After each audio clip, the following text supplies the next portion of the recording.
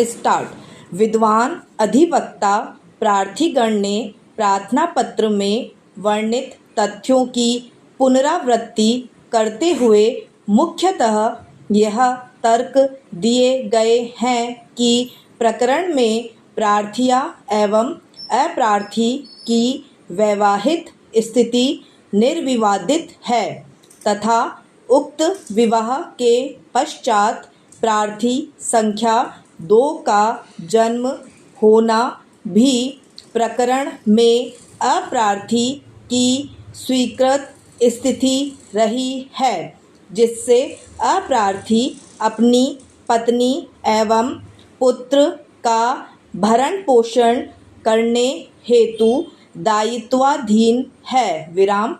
पत्रावली पर आई सामग्री से यह स्पष्ट है कि अप्रार्थी एवं उसके परिवारजन द्वारा दी गई प्रताड़ना से प्रार्थिया अपने बच्चे के साथ अपने पीहर में निवास कर रही है। विराम।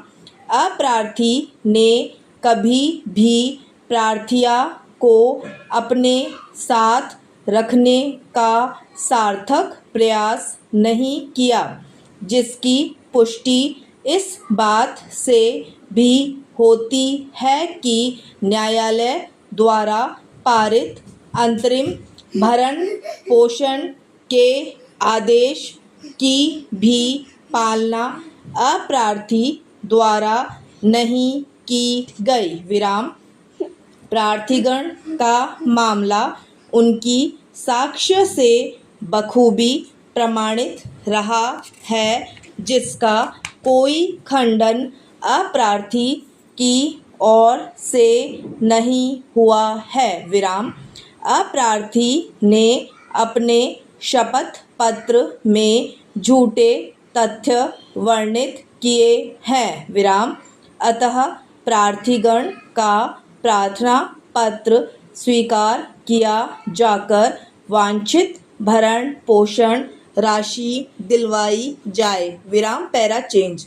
वहीं दूसरी ओर विद्वान अधिवक्ता अप्रार्थी ने उक्त समस्त तर्कों का विरोध करते हुए तर्क दिए हैं कि प्रार्थिया अपनी इच्छा से अप्रार्थी से अलग रहकर नाजायज रूप से भरण पोषण कर रही है। विराम। प्रार्थिया ने दाम्पत्य अधिकारों की पुनः स्थापना संबंधी आदेश की पालना भी नहीं की गई है। विराम। अप्रार्थी ने अपनी हैसियत अनुसार प्रार्थिया एवं अपने बच्चों का हमेशा भरण पोषण किया है और सदैव तैयार एवं तत्पर रहा है, लेकिन प्रार्थिया ने अप्रार्थी को परेशान करने की नीयत से बार बार उसके खिलाफ झूठे मुकदमे करवाए हैं। विराम। अप्रार्थी के पास कोई निश्चित आय का स्रोत नहीं है। विराम। यह सीमित स्रोत में बच्चों व अन्य परिवारजन का जैसे तैसे कर पालन पोषण कर पाता है, जबकि अप्रार्थिया आय अर्जित करने में सक्षम है। विराम। अप्रार्थिया ने निराधार तथ्यों पर प्रार्थना पत्र पेश किया है, जो कि पत्रावली पर आई सामग्री से स्पष्ट है। विराम। अप्रार्थी ने अंतरिम भरण पोषण राशि भी अदा की है। विराम। अतः उक्त प्रार्थना पत्र सव्य खारिज किया जावे। विराम। Para change.